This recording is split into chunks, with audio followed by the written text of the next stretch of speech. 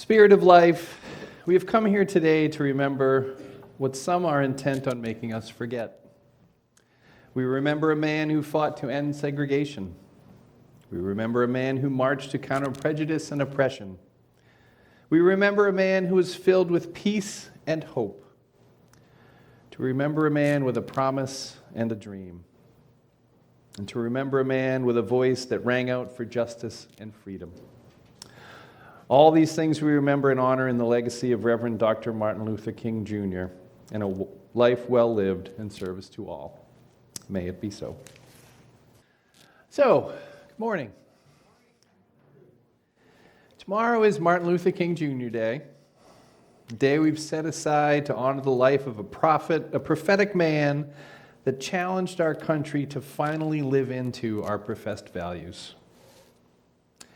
It's also Inauguration Day, the day our democracy once again practices this somewhat new experiment in self-governance by once again attempting a peaceful transfer of power.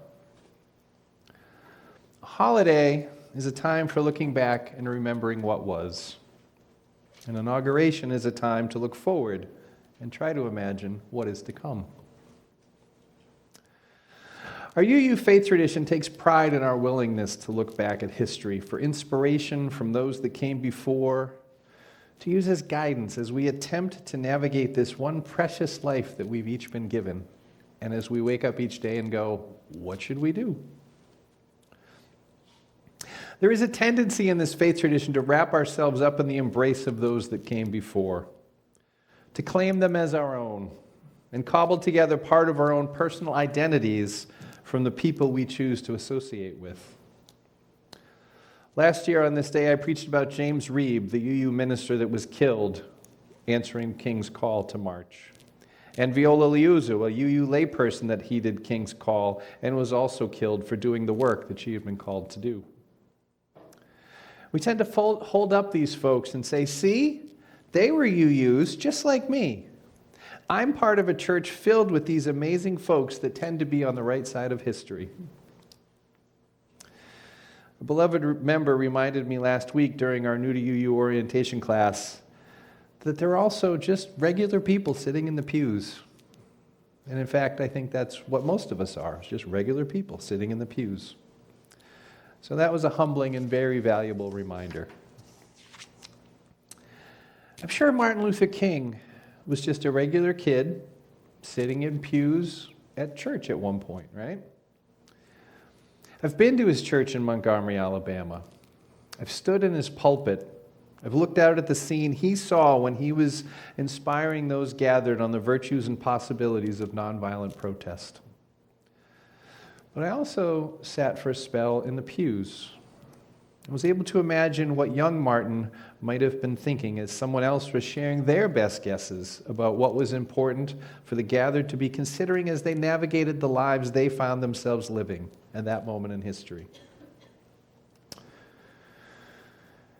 One thing folks have historically always tended to look for a minister to are prophetic insights. We're all just regular folks, spending our weeks engaged in our regular lives. But we come to church on Sunday mornings to seek something transcendent. Reminders that we are connected to something larger than ourselves. Markers on the path that help us make meaning. And guidance from someone whose job it is to try to help us make sense of it all. To perhaps give us a bit more confidence in the choices we make as we work to craft a hoped-for future out of the clay of our daily choices. And I'm going to be very honest with you. It's a bit hard to be in the future predicting business right now. Just like the financial markets, we ministers prefer times when there are fewer unknowns on the horizon. It makes it much easier to predict what might be coming. And thus where we might recommend those gathered might want to focus their attentions in the coming days or weeks or months ahead. But the truth is, my crystal ball is a little foggy right now. So I've been doing what our ancestors have recommended is the best course of action when the way forward is feeling a bit unclear. I've just been trying to be quiet, not have any expectations on myself, to reflect, to regroup, to allow the swirling snow in my inner snow globe to settle, with the hopes that the next scene will begin to come more clearly into focus. Perhaps you've found yourself doing this a little bit as well. We are in uncertain times. This type of do-nothing reflecting is vital to our human knowing, but it can feel less than valued in our do-everything, you're only as good as what you're producing society. So I've been intentionally trying to be quiet and trying to listen to the small voice inside that sometimes whispers faint hints about what the folks coming to listen to me might actually be looking for and needing. In this reflection, I also noticed that I'm out of the pulpit for the next 3 weeks. And this is good because you'll start to get to hear from different perspectives than just me. You'll be covering creation myths with John next week. You'll transition to pagan and early Christian traditions to honor the upcoming equinox. Can you believe the equinox is almost here? We're almost out of the darkness. And then you'll welcome back a community leader from a Black Milwaukee church with a message of what communities like this still need to do to close that gap between our professed values and our actions. So, knowing that the next month may include some significant changes from the White House and that I won't be here, I thought it would be helpful to give everyone something to reflect on for the next 3 weeks while I'm away. And this recommendation also actually came from another congregant, this time from a member of the Worship Arts Committee. It was proposed that we still have a great deal of work to do to integrate those new value statements that our democratic faith has aligned around in our never-ending quest to collectively identify those things that are most true and most meaningful and most needed in our current lives. Of course, that makes perfect sense. It was Martin Luther King Jr.'s faith that compelled him to take the steps that he chose to take. His faith helped him to set his compass towards what was right. And his conscience called him to inspire action in those places where the realities of the world did not line up with his stated intentions. So this is my invitation to each of you today. Over the course of the next month, I'm going to invite you to take a real, intentional, deep dive review of these new value statements that have been adopted by our shared faith tradition. One of the updated points in Article 2 of our Unitarian Universalist bylaws says that one of the goals of our voluntary association is to advance Unitarian Universalist values in the world. Now, I know from studying the process by which these values were created that there was a very intentional move away from a numbered list, an order, a hierarchy, a sense that each of these values was equally important, and that each was a vital part of the equation needed to achieve the larger foundational vision, simply an expansion of love in this world. I heard during the past few years, during the development of these new values, that love was too squishy of a word, that it didn't have the gravitas of some higher-browed concepts, which was a line of reasoning I could never quite fathom. MLK didn't shy away from this concept. In fact, he considered it foundational as well. He said, "Darkness cannot drive out darkness. Only light can do that. Hate cannot drive out hate. Only love can do that." He said, "Love is the only force capable of transforming an enemy into a friend." And he said, "I've decided to stick with love because hate is too great of a burden to bear." So we have all these equal values, all pulling on a framework designed to expand the amount of love in the world.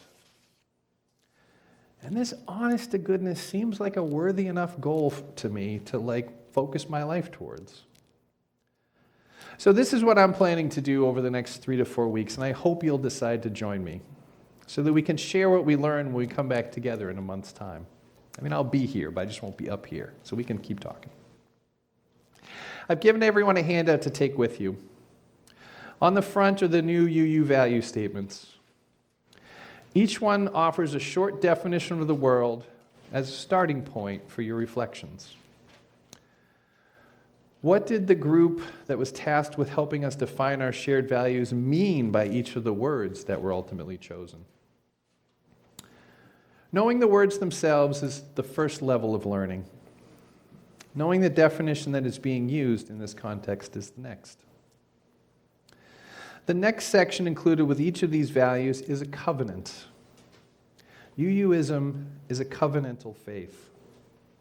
We don't say this is what is true and this is what you must believe to be one of us. We say that this is what we value. And because this is what we value, these are the promises we make to ourselves and to others to try to amplify these values in the world. That's why I gave those coins to the kids. Go find somebody that does something nice and give them a reward. That's living our UU faith. That's it. It's as simple and as complex as that. So this is my invitation. Dig into these values over the next 4 weeks. Really sit with them. And challenge yourself to determine how your actions are aligned with these values. And maybe some places where they're not. This is not a simple exercise. Trust me, I've been trying to do this myself. It is not a simple exercise. The words are simple, but the integration is not always. Let me offer an example. This month, in the RE classes, the kids' lessons are focused on the value of transformation. The definition we are offered is surprisingly simple. We adapt to a changing world. Well, of course we do. That's what we do. It's a simple concept, right? We believe this, right? We adapt to a changing world. That's what we do. We're humans. That's what we do. So then you have to go to the next level. What is actually changing in the world right now? Is it technology? Are we keeping up with that? Should we? Is it our culture that's changing? Are we adapting? And if so, how so? And if you're adapting at an individual level, how well are we adapting collectively as a community? I heard Jon Stewart wonder aloud the other day if democracy is a binary solution struggling to keep pace with an increasingly digital world. Could the same thing be wondered about our faith? Are we willing to adapt? How much change are we truly willing to explore? Are we willing to give up Sunday mornings? Are we willing to do something other than RE for our kids? I don't know. Things are changing. We got to be willing to adapt. These are the questions we have to ask ourselves. We adapt to a changing world. What a simple sentence, but so much to unpack. And then it challenges us with a stated promise to collectively transform and grow spiritually and ethically. What are you willing to do personally to bring this promise to life? What steps are you willing to take to grow spiritually? This is a promise. As Unitarian Universalists, we make promises with each other. What steps are you willing to do to grow spiritually? How about ethically? How spiritual or ethical are you right now? How would you even measure this?